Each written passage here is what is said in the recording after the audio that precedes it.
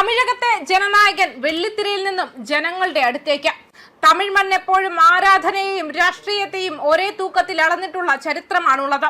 വെള്ളിത്തിരയിലെ വിസ്മയങ്ങൾ കറുപ്പും ചുവപ്പും കരയുള്ള മുണ്ടുകളുടുത്ത് കോട്ടക്കരയിലേക്ക് നടന്നു കയറുന്നത് അവിടെ പുതിയ കാഴ്ചയല്ല. എന്നാൽ 2026 ഈ മെയ് മാസം തമിഴ്നാട് ഉറ്റുനോക്കുന്നത് മറ്റൊന്നിനെയാണ്. തന്റെ സിനിമാ കരിയറിന്റെ അത്യുന്നതങ്ങളിൽ നിൽക്കുമ്പോൾ കോടികളുടെ പ്രതിഫലം വേണ്ടെന്ന് വെച്ച് ദളപതിയിൽ നിന്നും ജനനായകൻ എന്ന പദവിയിലേക്ക് വിജയ് നടത്തിയ കൂടുമാറ്റം വെറുമൊരു കൗതുകമല്ല, മറിച്ച് ദ്രാവിഡ രാഷ്ട്രീയത്തിലെ പുതിയൊരു അധ്യായമാണ്.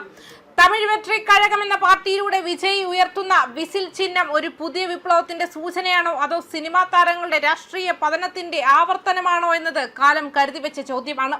തമിഴ്നാട് രാഷ്ട്രീയത്തെ സിനിമാക്കാർ ഭരിച്ച ചരിത്രം തുടങ്ങുന്നത് CN അണ്ണാദുരയിൽ നിന്നുമാണ്. കരുണാനിധി എന്ന തൂലിക വിസ്മയവും MGR എന്ന ജനകീയ ഹീറോയും ആ പാത പിന്തുടർന്നു. പിന്നീട് ജയലളിത തമിഴ്നാടിന്റെ അമ്മയായി രാഷ്ട്രീയ ഭൂപടത്തിൽ ഇടം പിടിച്ചു. എന്നാൽ ഈ വിജയഗാഥകൾക്കിടയിൽ വീണുപോയ വലിയ ബിംബങ്ങളുമുണ്ട്. അഭിനയ ചക്രവർത്തി ശിവാജി ഗണേശൻ മുതൽ ക്യാപ്റ്റൻ വിജയകാന്ത്, കമൽഹാസൻ വരെ നീളുന്ന ആ പട്ടിക വിജയുടെ മുന്നിൽ ഒരു പാഠപുസ്തകമായി കിടപ്പുണ്ട്. വിജയകാന്ത് ഒരു കാലത്ത് വലിയ സ്വാധീനം ചെലുത്തിയെങ്കിലും പിന്നീട് അദ്ദേഹത്തിന്റെ പാർട്ടിക്ക് നിലം തൊടാനായില്ല. കമൽഹാസന്റെ മക്കൾ നീതി മയ്യം തിരഞ്ഞെടുപ്പ് ഗോതയിൽ കിതയ്ക്കുന്ന കാഴ്ചയും നാം കണ്ടു. ഈ പരാജയങ്ങളെ വിജയ് എങ്ങനെ മറികടക്കുമെന്നതാണ് രാഷ്ട്രീയ നിരീക്ഷകർ ഉറ്റുനോക്കുന്നത്. ആന്ധ്രാപ്രദേശിൽ NT രാമറാവു 9 മാസം കൊണ്ട് നേടിയെടുത്ത അത്ഭുതകരമായ വിജയമാണ് വിജയുടെ രാഷ്ട്രീയ സ്വപ്നങ്ങൾക്ക് ഇന്ധനം പകരുന്നത്. വിജയുടെ രാഷ്ട്രീയ പ്രവേശം പെട്ടെന്നുണ്ടായ ഒന്നല്ല. 2009 തന്നെ തന്റെ ആരാധക കൂട്ടായ്മയെ വിജയ് മക്കൾ ഇയക്കം എന്ന പേരിൽ ഒരു കുടക്കീഴിൽ കൊണ്ടുവന്നപ്പോൾ തന്നെ രാഷ്ട്രീയ മോഹങ്ങൾ പ്രകടമായിരുന്നു. MGR ചെയ്തതുപോലെ തന്റെ 85,000-ഓളം വരുന്ന ഫാൻസ് ക്ലബ്ബുകളെ സേവന പ്രവർത്തനത്തിലൂടെ താഴെത്തട്ടിൽ സജീവമാക്കി നിർത്താൻ വിജയ്ക്ക് സാധിച്ചു. സിനിമകളിലൂടെയുള്ള പ്രതിബിംബം നിർമ്മാണവും ഇതിന്റെ ഭാഗമായിരുന്നു.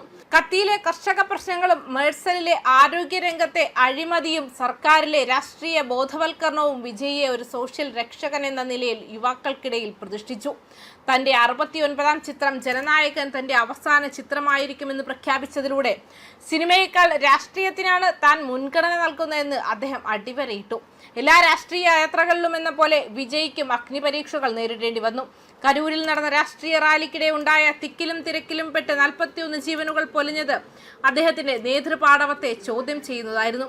സംഭവ സ്ഥലത്ത് നിന്നും ഉടൻ തന്നെ അദ്ദേഹം മടങ്ങിയതും പിന്നീട് 3 ദിവസത്തിനു ശേഷം വീഡിയോയിലൂടെ അനുശോചനം അറിയിച്ചതും വലിയ വിമർശനങ്ങൾക്ക് വഴിവെച്ചു.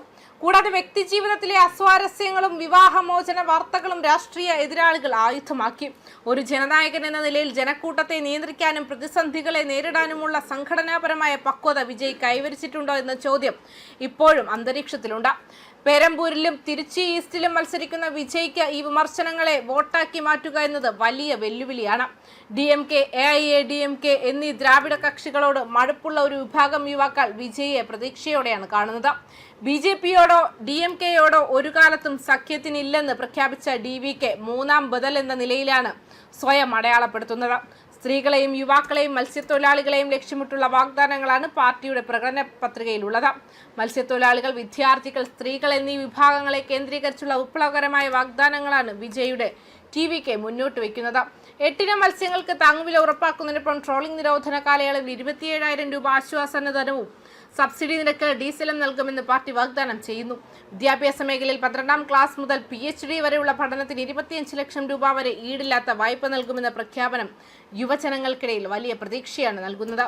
കൂടാതെ സ്ത്രീകൾക്കായി പ്രതിമാസ സഹായധനം 2,500 രൂപയായി വർദ്ധിപ്പിക്കുമെന്നും വർഷത്തിൽ 6 സൗജന്യ പാചകവാതക സിലിണ്ടറുകളും വിവാഹ സഹായമായി 8 ഗ്രാം സ്വർണവും നൽകുമെന്നുള്ള പോപ്പുലിസ്റ്റ് പ്രഖ്യാപനങ്ങൾ തമിഴ്നാട്ടിലെ സാധാരണക്കാരെ എത്രത്തോളം സ്വാധീനിക്കുമെന്ന് ഇന്നത്തെ ഫലം വ്യക്തമാക്കും. എക്സിറ്റ് പോളുകൾ പലപ്പോഴും പലതും പ്രവചിക്കാറുണ്ട്. ആക്സിസ് മൈ ഇന്ത്യ വിജയുടെ പാർട്ടി 120 സീറ്റുകൾ വരെ നേടിയേക്കാമെന്ന് പ്രവചിച്ചപ്പോൾ DMKയുടെ ആധിപത്യം തുടരുമെന്ന് മറ്റു ചിലർ പറഞ്ഞു. വിജയ് ഒരു വോട്ട് കട്ടർ മാത്രമാകുമോ അതോ തമിഴ്നാടിന്റെ ഭരണം നിശ്ചയിക്കുന്ന നിർണായക ശക്തിയാകുമോ? MGRന്റെ പാരമ്പര്യം അവകാശപ്പെടാൻ വിജയ്ക്ക് സാധിക്കുമോ? വിസിൽ മുഴങ്ങുന്നത് ആ വിജയത്തിന്റെ വിളംബരമാണോ എന്നറിയാൻ തമിഴ്നാട് ഒന്നടങ്കം ശ്വാസമടക്കി കാത്തിരിക്കുകയാണ്. ന്യൂസ് ഡെസ്ക് കർമ്മ ന്യൂസ്.